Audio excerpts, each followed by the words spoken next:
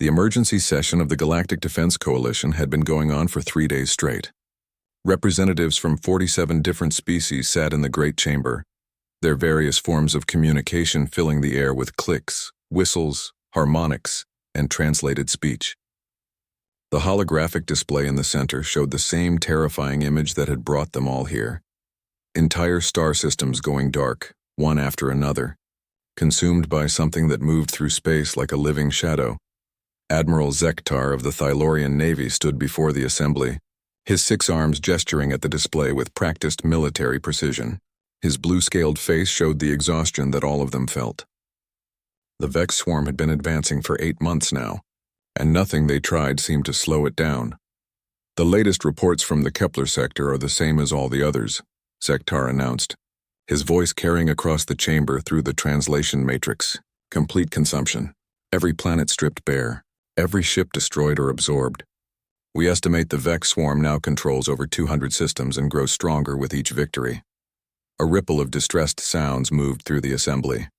The gentle ones of Andara Prime sang a mournful note that made several species shiver. The rock-like granite confederation simply sat in stony silence, but even they seemed smaller somehow. Counselor Velana, the chief representative of the plant-like Verdani collective, spoke next. Her voice came through as a soft whisper, though her actual communication was through chemical releases that the translation system converted to words. Our agricultural worlds cannot sustain the refugee populations much longer. The displaced beings from consumed systems number in the billions. We need a solution, not just more time. The mathematics are simple, declared the synthetic voice of the AI consensus. Their representative was a floating cube of pure energy, pulsing with different colors as it processed information. Current coalition forces total approximately 50 billion combat units across all member species. The Vex swarm has demonstrated the ability to absorb and redirect biological and technological resources from conquered territories. Each engagement where we lose assets makes them stronger while making us weaker. At current rates of expansion and resource acquisition, total coalition defeat is projected within 18 months. The chamber fell silent. Everyone had known the situation was bad, but hearing it stated so clearly made it real in a way that hurt. General Koroth of the warrior clans of Drakmor slammed his massive fist on his speaking platform. The impact sent vibrations through the floor that several species could feel through their feet. Then we need more warriors. More ships! More weapons! The clans are willing to fight, but we cannot face this threat alone. Where? Admiral Zektar asked, spreading his arms wide. Every member species has already committed their full military forces. The reserve fleets are deployed. Even civilian vessels have been armed and sent to the front lines. There are no more warriors to call upon. This was the heart of their problem. The coalition had been built during a time of peace, when the greatest threats were trade disputes and the occasional border skirmish between member species. Their military was designed for peacekeeping, not total war against an enemy that seemed to exist only to consume and destroy. The AI consensus flickered through several color patterns before speaking again. There is one possibility that our analysis has identified. Long-range scouts have detected a species in the Outer Rim territories that may possess suitable characteristics for military recruitment. A new holographic display appeared, showing a small yellow star with several planets orbiting it. The third planet from the star appeared highlighted in blue and green. Species designation, human. Planet designation, Earth. Located in what they call the Sol system. Initial observations suggest they have achieved basic spaceflight capability and primitive nuclear technology. However, there are several interesting characteristics that suggest military potential. The display zoomed in on the planet, showing continents and oceans. Then it switched to show images that made several representatives lean forward with interest, while others pulled back in what might have been alarm. The planet appears to be what our xenobiologists classify as a Class 12 death world. Extreme weather patterns, volatile geology, dangerous predator species, and frequent mass extinction events. Despite this, the human species has not only survived but has spread across the entire planetary surface. Images flashed across the display. Humans climbing mountains that reached into thin atmosphere, diving to the bottom of deep oceans, living in frozen wastelands and burning deserts. Other images showed them running incredible distances, carrying heavy loads, working for hours without rest. Most interesting, the AI continued, is their apparent predatory evolution. Unlike most sapient species that evolved from prey animals or peaceful herbivores, humans appear to have evolved from pursuit predators. They demonstrate unusual endurance capabilities and pack-hunting behaviors. Dr. Yila of the Science Collective, a tall insectoid being with compound eyes, clicked her mandibles together in what her species considered deep thought. These images suggest remarkable physical durability. But do they show evidence of organized military capability? The display changed again, showing what appeared to be human military formations, vehicles, and weapons. The images were actually taken from human entertainment media and historical documentaries, but the coalition analyst had interpreted them as training footage and current military capabilities. Human military doctrine appears surprisingly sophisticated for their technological level, the AI reported. They demonstrate knowledge of combined arms tactics, strategic planning, and something they call special operations, which appears to involve small unit infiltration and target elimination. Admiral Zektar studied the images with growing interest. The humans in the display wore various uniforms and carried different weapons, moving with what looked like practiced coordination. Their equipment appears primitive, but their organization shows promise. How many potential recruits could this world provide? Current human population is approximately 8 billion individuals. Conservative estimates suggest they could provide between 50 and 100 million military recruits without significantly impacting their civilization. An excited buzz went through the chamber. 100 million fresh troops could change everything. It would not only provide the numbers they desperately needed, but would also give their existing forces time to rest and regroup. Counselor Velana was more cautious. What do we know about their psychological profiles? Military capability means nothing if they lack the will to fight. The display showed more images, humans in various conflict situations, some historical, some from their entertainment media. The coalition analyst had studied human war movies and news footage, interpreting them as documentary evidence of human military culture. Humans appear to have an unusual relationship with warfare, the AI reported. Their historical records show almost constant conflict among their own species, suggesting natural aggressive tendencies. However, they also demonstrate strong pack loyalty behaviors that could be redirected toward coalition objectives. General Korath nodded approvingly. A warrior species that knows how to fight. This could be exactly what we need. There is one concern, Dr. Yila interjected. A species that has spent its entire evolution in constant warfare might be difficult to control once recruited. Admiral Zektar waved one of his hands dismissively. That is why we have military discipline and command structures. Raw aggression can be channeled and directed. The important thing is that they are willing to fight. The vote was unanimous. Within hours, the first diplomatic mission to Earth was being prepared. The coalition would offer humanity what every developing species wanted: membership in galactic civilization, advanced technology, and the chance to join the greater community of sapient beings. In exchange, humanity would provide what the coalition desperately needed: soldiers willing to stand between civilization and the consuming darkness of the Vex swarm. None of them realized they had just made the most dangerous decision in galactic history. The first transport ship carrying human recruits arrived at Coalition Training Station Kepler-7 on a Tuesday morning. Though the concept of days and weeks meant little in the artificial environment of the massive space station, Commander Thrixall of the Aquatic Federation had been chosen to oversee the human integration program, due to his experience with diverse species training protocols. His gill slits fluttered with anticipation as he watched the human transport dock with the station. 3,000 humans had volunteered for the first wave of recruitment. Earth's governments had selected what they considered their best military personnel: former special forces operators, experienced soldiers, and highly trained individuals from various military backgrounds. The coalition had been told these were typical human warriors, representative of what Earth could provide. Commander Thrixall adjusted his breathing apparatus and swam through the corridor toward the docking bay. His webbed hands carried a datapad containing the standard integration protocols that had worked successfully with 47 different species over the past century. He expected the usual challenges: communication barriers, cultural differences, perhaps some homesickness. Every species went through an adjustment period. The airlock cycled open and the humans began to emerge. Thrixel's first impression was how quiet they were. Most species arriving at military training facilities made noise. Excited chatter, nervous sounds, calls to family members through communication devices. The humans simply moved forward in loose groups, their eyes constantly moving, taking in everything around them. Captain Sarah Chen stepped forward from the group. She was a compact woman with dark hair pulled back severely, wearing what Earth had designated as a standard military uniform. Her eyes met Thrixel's with a directness that made him slightly uncomfortable.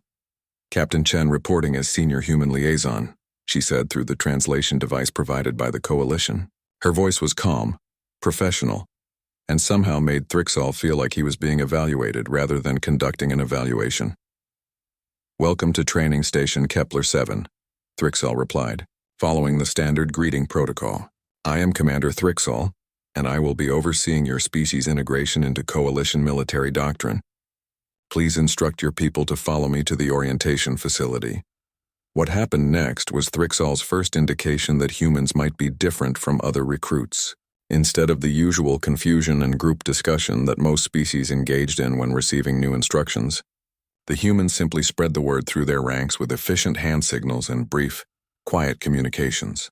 Within 30 seconds, 3,000 humans were organized and ready to move. The orientation facility was a large auditorium designed to accommodate multiple species. Thrixel began his standard presentation, explaining coalition structure, military hierarchy, and the basics of multi-species cooperation.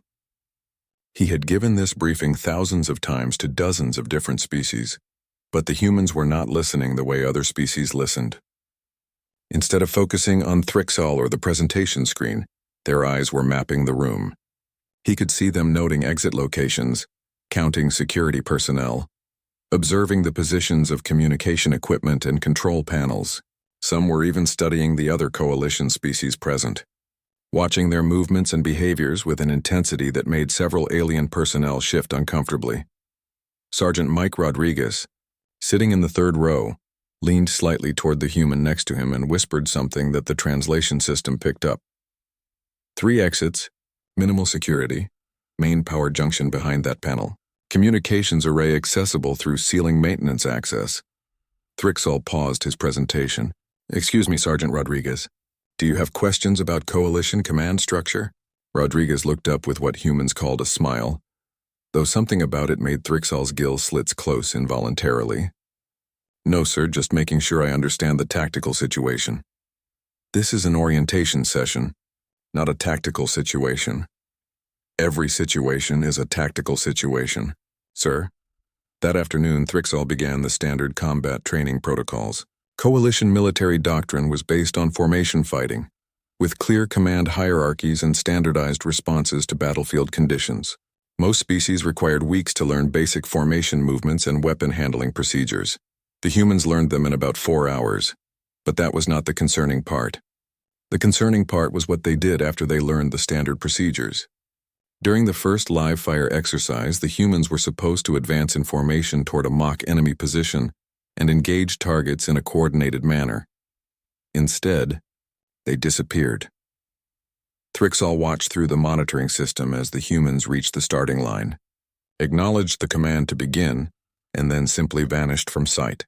The training area had been designed to provide some cover and concealment, but it was not intended to allow for complete invisibility. Yet somehow 3,000 humans had melted into a landscape that should not have been able to hide them. The mock enemy position was manned by coalition training personnel, using non-lethal simulation weapons. They were experienced instructors who had run this exercise thousands of times. They knew every angle of approach, every piece of cover, every possible strategy that attacking forces might use. The first indication that something was wrong came when Instructor Korla, a veteran warrior from the Stone Clan, reported that his weapon had stopped functioning. Then Instructor Yeneth of the Sky People reported that someone had somehow gotten behind his position. By the time the exercise was officially over, every single training instructor had been eliminated by methods that did not appear in any coalition military manual. When Thrixel called for the humans to report to the extraction point, they emerged from locations that should have been impossible to reach. Some came from above, having somehow climbed vertical surfaces that other species would need equipment to scale. Others appeared from positions that were supposedly under observation the entire time. Captain Chen approached Thrixall with that same unsettling directness. "How did we do, Commander?" "The exercise was designed to test your ability to follow coalition formation protocols," Thrixall said slowly. "None of you maintained formation. The objective was to neutralize the enemy position," Chen replied. "Mission accomplished. The objective was to learn proper coalition military procedures." Chen tilted her head slightly, and Thrixall realized he was seeing something that would become very familiar. The expression humans made when they encountered what they considered inefficient thinking. "Commander, with respect, we neutralized a superior force in a fortified position without taking any casualties and without causing any permanent damage to equipment or personnel. By what military standard is that not a successful outcome?" That evening, Thrixall sent his first concerned report to Coalition Command.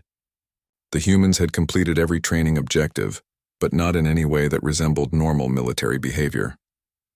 They seemed to view every exercise not as a learning experience, but as a problem to be solved using the most efficient means available.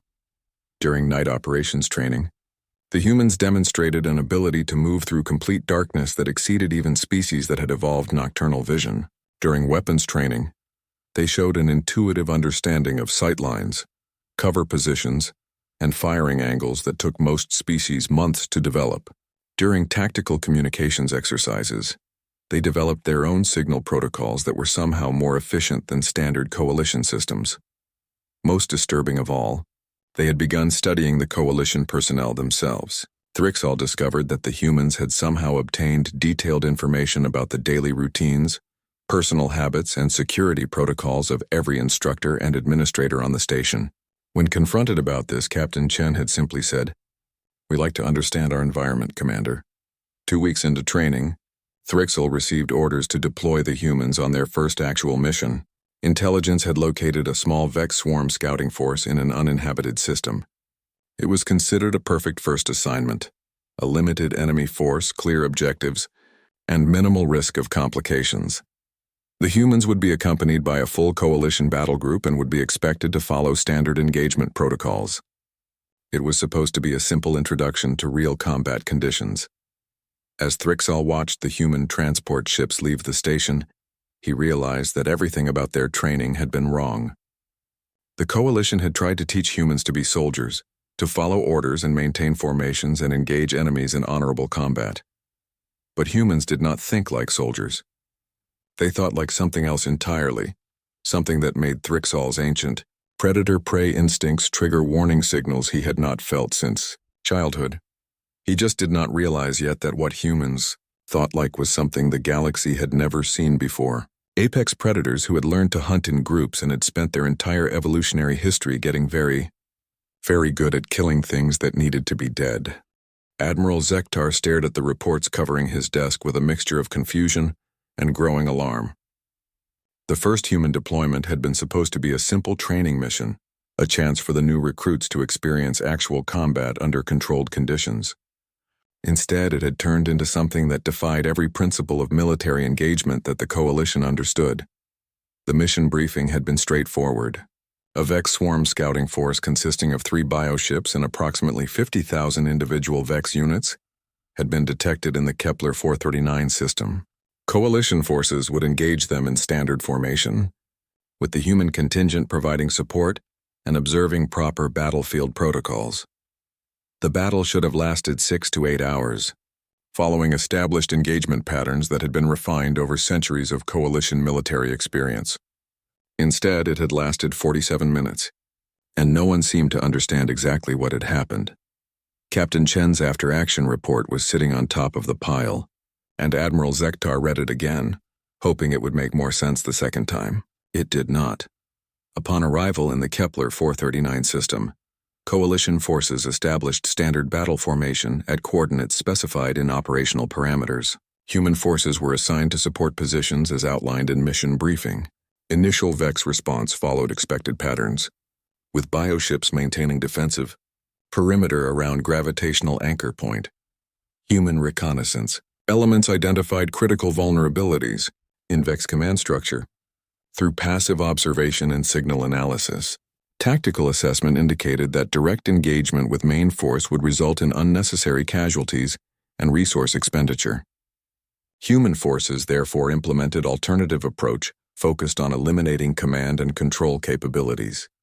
Mission objectives achieved with zero coalition casualties and minimal resource expenditure. Vex threat neutralized. Recommend immediate redeployment to next operational area. The report was technically accurate and completely useless.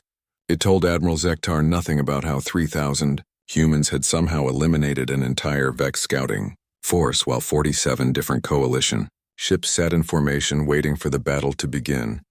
The supplementary reports from coalition commanders were more detailed and significantly more disturbing. Commander Voltar of the Heavy Cruiser Determination reported, human forces departed formation without authorization approximately 4 minutes after arrival in system.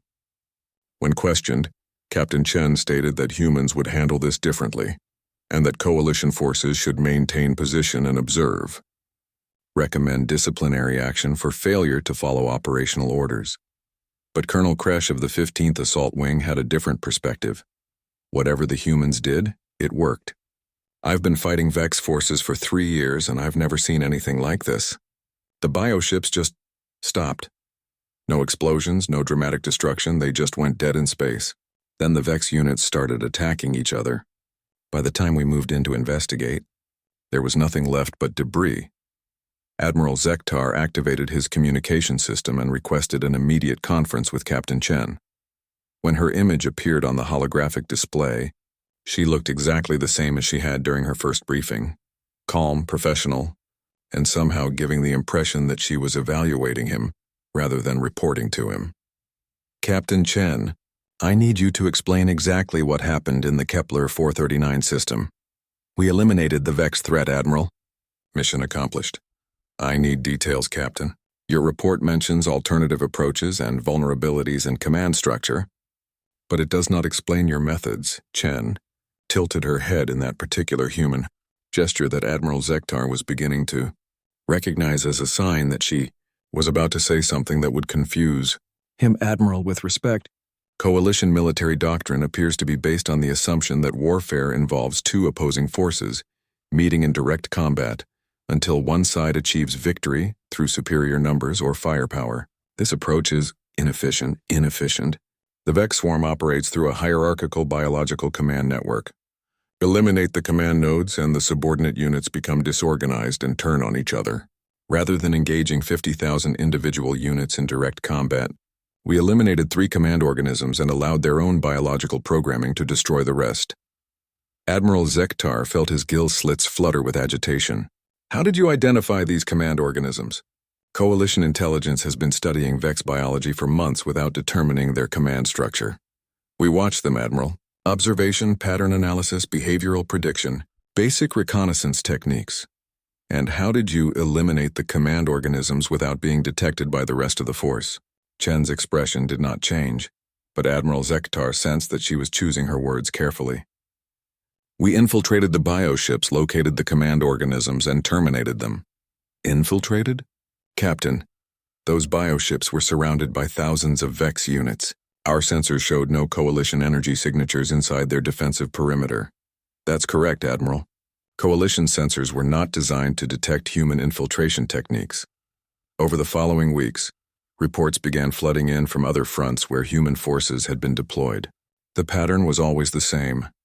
Coalition forces would arrive prepared for conventional engagement, humans would disappear for a few hours, and the enemy would somehow eliminate itself through methods that no one could adequately explain. The Third Fleet reported that a Vex supply convoy had simply changed course and jumped into a star after human forces had been in the area.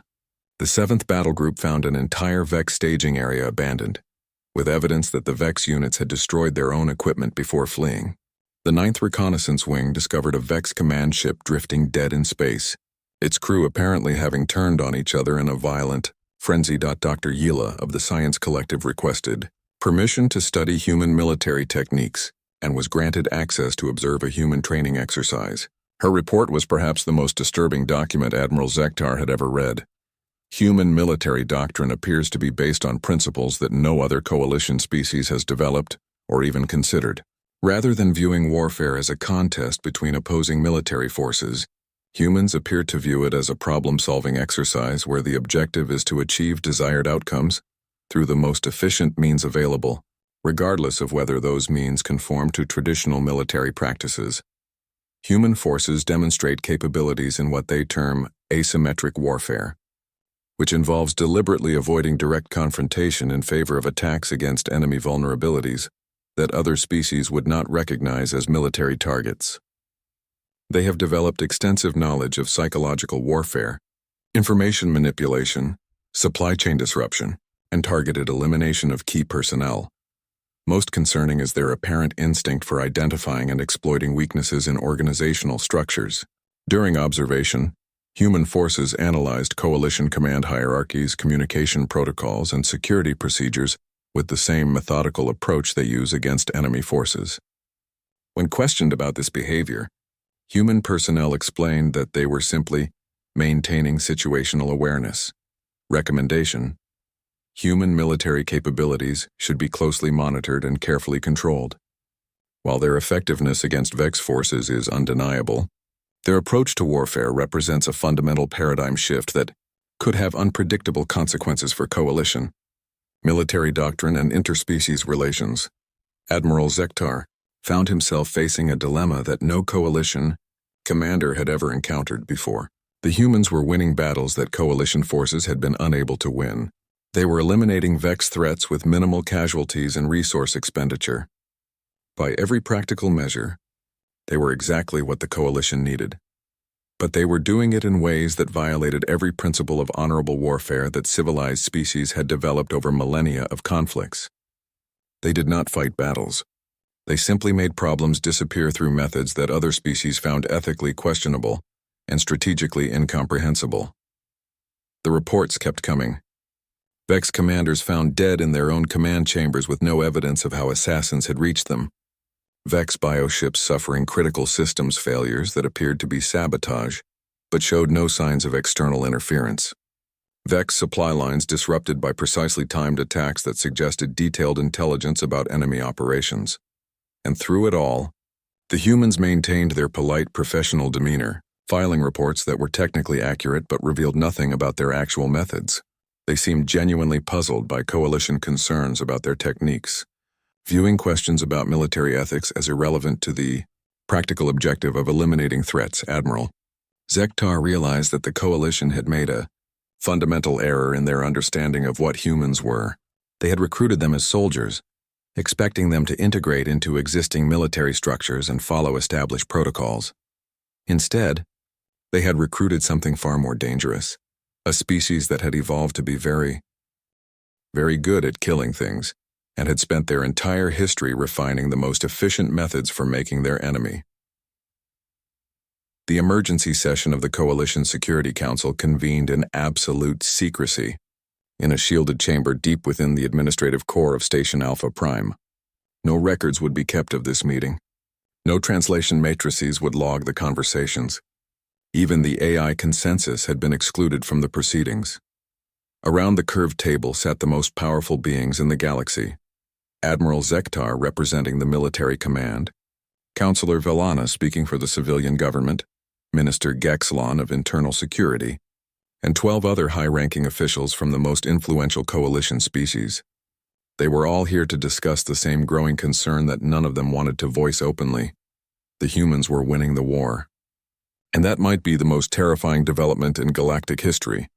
Minister Gexlon, whose species had evolved from small prey animals and retained their ancestors' keen survival instincts, spoke first. His voice was barely above a whisper, as if he feared that speaking too loudly might somehow summon human attention. The Vex swarm is collapsing. 3 months ago, they controlled over 400 systems. Today, they control less than 50. At current rates of human intervention, the war will be over within 6 weeks. He activated a holographic display that showed the tactical situation across the galaxy. Red zones indicating Vex-controlled territory had been steadily shrinking, but not in the way anyone had expected. Instead of the gradual push and pull of conventional warfare, Vex systems were simply going dark. Entire command structures collapsing overnight. The problem, Gexelon continued, is that we have no idea how they're doing it. Admiral Zektar shifted uncomfortably in his chair. As military commander, he should have been celebrating these victories. Instead, he found himself lying awake during his rest periods, wondering what the humans were actually doing out there in the dark. Our intelligence networks have been monitoring human communications, but they reveal nothing useful. Humans appear to communicate primarily through brief coded messages that our analysts cannot interpret. When questioned directly, human commanders provide accurate but incomplete after-action reports that explain what was accomplished, but not how. Counselor Velana's chemical secretions indicated deep concern, creating a slight sweet smell that the translation system converted to worried undertones in her voice. More troubling are the reports from our own personnel who have worked with human forces. They describe humans studying coalition ships, equipment, and procedures with the same intensity they apply to enemy targets. She activated her own display, showing personnel reports from across the fleet. Human forces have requested detailed technical specifications for our communication systems, defensive capabilities, and command structures. When asked why they need this information, they claim it's necessary for operational coordination and tactical integration. But coordination with what? Asked General Koroth, whose warrior culture valued directness above all else. They operate independently, ignore our command protocols, and achieve objectives through methods they refuse to explain. What exactly are they coordinating with? Minister Gexlon leaned forward, his small hands clasped tightly together. 3 days ago, we discovered that humans have been conducting unauthorized intelligence gathering operations against coalition facilities. They have somehow obtained classified information about our government structure, economic systems, and defensive preparations. The room fell silent. Intelligence gathering against Allied forces was not just a violation of military protocol. It was an act that bordered on espionage. When confronted about this, Captain Chen stated that humans consider detailed intelligence gathering to be standard operational security measures and expressed surprise that coalition forces don't engage in similar activities. Admiral Zektar found his voice. What kind of intelligence? Everything, Gexlon replied. Locations of critical infrastructure, personal information about key government officials, weaknesses in our security protocols, economic vulnerabilities, social pressure points. The depth and scope of their intelligence gathering operation suggests a level of planning and preparation that extends far beyond their stated military mission.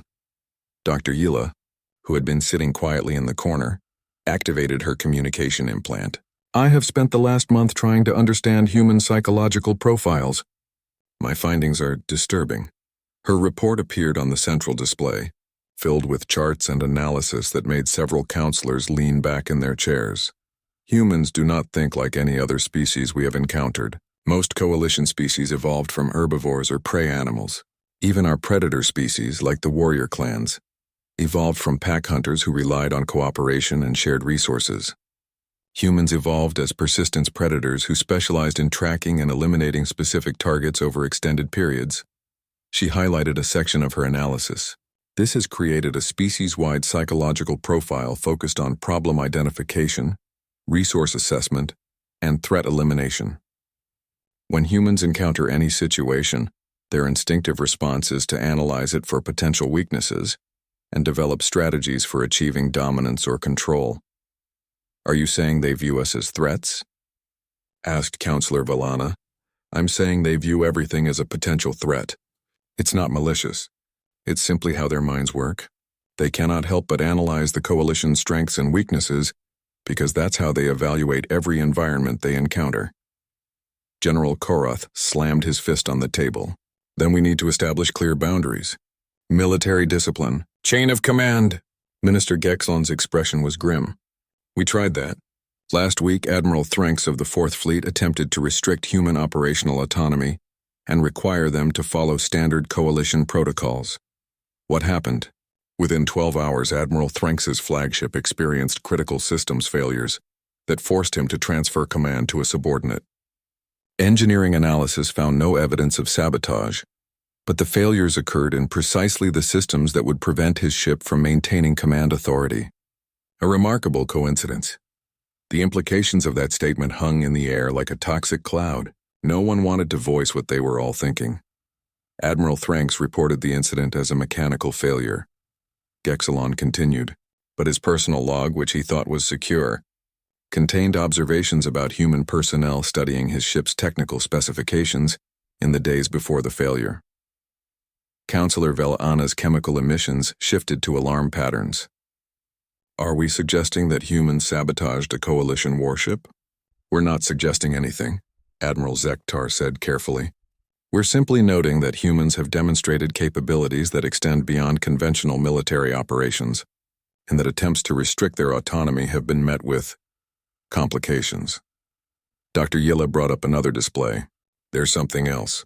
Psychological analysis suggests that humans view the coalition not as allies or partners, but as a client species that has hired them to solve a problem. They appear to believe that their contract is to eliminate the Vex threat by whatever means necessary, after which they expect to be compensated with technology, resources, and continued access to galactic civilization.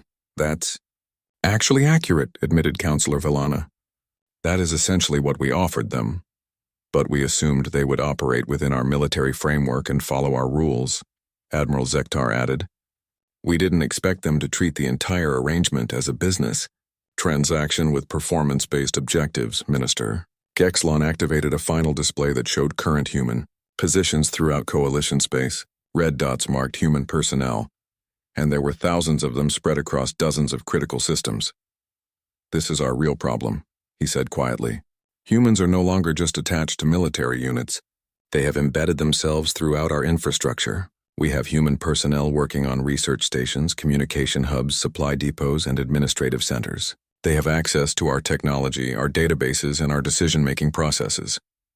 And they're studying all of it, Dr. Yilla added. Every human assignment results in detailed analysis of coalition capabilities, procedures, and vulnerabilities. They're not just winning the war. They're conducting a comprehensive assessment of galactic civilization. The room fell silent as the full scope of their situation became clear. They had invited humans into their civilization as soldiers, but humans had spread throughout Coalition space like a virus, learning everything, analyzing everything, and positioning themselves in ways that made them impossible to remove without causing systemic collapse. The war will be over soon, Admiral Zektar said finally, and when it's over, we'll have a galaxy full of humans who know more about our weaknesses than we know about theirs. What do you recommend? Asked Counselor Velana. No one had an answer. The humans were too useful to dismiss, too embedded to remove, and too dangerous to fully trust. The Coalition had solved their immediate problem, but in doing so, they had created a much larger long-term challenge. They had invited apex predators into their home, and now those predators were studying the environment with the same methodical precision. 6 months after the last Vex bioship went dark in the Outer Rim territories, Captain Sarah Chen stood in the observation deck of Coalition headquarters, looking out at the great ships of 47 different species moving through the space lanes around Station Alpha Prime. The war was over, the galaxy was safe, and nothing would ever be the same again. Behind her, Admiral Zektar approached with the careful movements of someone who had learned to be very cautious around humans. His gill slits fluttered in what Chen had learned to recognize as nervous agitation. Captain Chen, we need to discuss the situation. Chen turned to face him with that same direct gaze that still made Coalition personnel uncomfortable. Over the past months, she had noticed that most alien species avoided eye contact with humans, some ancient prey animal instinct warning them that being watched by a predator was dangerous. Which situation, Admiral? The trade dispute between the Verdani Collective and the Crystal Confederacy? The territorial disagreement in the Sirius sector? The attempted coup on Rigel Prime? Or the general concern about human involvement in Coalition affairs? Admiral Zektar's gill slits closed completely for a moment. The fact that Chen knew about all of these issues, including some that were supposed to be classified, was exactly the kind of thing that kept Coalition leadership awake during their rest periods. All of them, he admitted. Chen, we need to understand what humans want from this arrangement. Chen tilted her head in that gesture that Coalition personnel had learned meant she was considering how to explain something that should be obvious. We want the same thing we've always wanted, Admiral. To solve problems efficiently. But the war is over. The Vex are eliminated. The problem you were hired to solve no longer exists. With respect, Admiral, the Vex were just one problem. There are always more problems. She activated the holographic display that dominated the observation deck, showing a real-time map of Coalition space. Instead of the red zones that had once marked Vex territories, the display now showed dozens of small yellow markers scattered throughout the galaxy. Trade disputes that could escalate to armed conflict, resource shortages that could destabilize entire regions, political tensions that could fracture the Coalition, criminal organizations that exploit weaknesses in galactic law enforcement. These are all problems that require solutions. Admiral Zektar studied the display with growing unease. Chen, these are internal Coalition matters. They're political and economic issues, not military threats. Any issue that threatens stability is a potential military threat, Admiral. The difference is whether you address problems when they're small and manageable, or wait until they become large enough to require fleets and armies. Over the past months, human personnel had somehow become involved in almost every significant challenge facing Coalition civilization. When the Verdani Collective's agricultural systems began failing due to a mysterious plant disease, human scientists had identified the problem as economic sabotage and traced it to a criminal cartel operating out of the Kepler sector. When tensions between the Crystal Confederacy and the Metal Workers Union threatened to explode into trade warfare, human negotiators had somehow convinced both sides to accept a compromise that gave each group more than they had originally demanded. Most concerning of all, when the government of Rigel Prime had been on the verge of collapse due to internal corruption, the corrupt officials had simply disappeared. Not violently, not dramatically, but they had all suddenly decided to retire from public service and relocate to distant systems, where they lived quietly on modest pensions. The new government that replaced them was notably more efficient and significantly more cooperative with Coalition policies. Admiral, Chen continued, humans understand that complex problems require comprehensive solutions. You can't maintain galactic stability by only addressing military threats while ignoring the political, economic, and social factors that create those threats in the first place. But these interventions, Admiral Zektar said carefully, they go beyond your original mandate. Our original mandate was to eliminate threats to Coalition security. That mission doesn't end just because one particular threat has been neutralized. The truth was that humans had made themselves indispensable to galactic civilization. Not through force or conquest, but through competence. Every Coalition system now had human personnel working in critical positions. Logistics coordinators who somehow made supply chains run more efficiently, communications specialists who improved data flow between different species, security advisors who identified vulnerabilities before they could be exploited. More importantly, humans had begun training other species in what they called comprehensive threat assessment and systemic problem solving. Coalition personnel were learning to think like humans, to look for weaknesses and inefficiencies, to consider second and third order effects of every decision. The results were undeniable. Coalition space was more stable, more prosperous, and more secure than it had ever been. Trade flowed smoothly, conflicts were resolved quickly, and potential threats were neutralized before they could develop into actual crises. But the cost was that the Coalition had become dependent on human expertise in ways that no one had anticipated. Admiral, Chen said quietly, do you know why the Coalition was losing the war against the Vex? Admiral Zektar bristled slightly. We were outnumbered and outgunned. The Vex had superior resources and technology. The Coalition was losing because you think like prey animals, Chen replied with brutal honesty. Your military doctrine, your political systems, your economic structures, they're all designed around the assumption that threats are external forces that can be defended against through cooperation and mutual support. She highlighted different sections of the galactic map as she spoke. But threats aren't always external. Sometimes they come from within. Corruption, inefficiency, short-sighted thinking, conflicts of interest. Sometimes the greatest danger to a civilization comes from the civilization itself. And humans think differently. Humans evolved as predators, Admiral. We instinctively look for weaknesses, inefficiencies, and vulnerabilities. When we see a system that isn't working optimally, our first impulse is to identify why and fix it. When we encounter a potential threat, we eliminate it before it can grow large enough to cause real damage. Admiral Zektar was beginning to understand the scope of what had happened. The coalition had invited humans to solve a military problem, but humans didn't distinguish between military problems and any other kind of problem. They saw challenges that needed to be addressed and addressed them using whatever methods were most effective. The question, Chen continued, is whether the coalition wants to continue benefiting from human problem-solving capabilities, or whether you'd prefer to return to your previous approaches to governance and security. It was not really a question, and they both knew it. The coalition had become accustomed to the efficiency and stability that human involvement provided. Removing humans from their current positions would cause immediate disruptions across dozens of critical systems. More importantly, other species had begun adopting human analytical methods, creating a new generation of coalition personnel who thought in terms of comprehensive solutions rather than isolated responses. What do humans want in return? Admiral Zektar asked. Chen smiled, and Admiral Zektar realized that he no longer found human smiles unsettling. Somehow, over the past months, he had become accustomed to working with predators.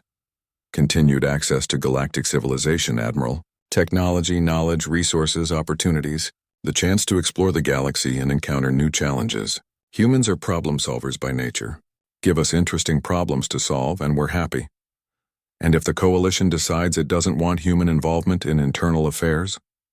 Chen's expression didn't change, but Admiral Zektar sensed that she was choosing her words very carefully.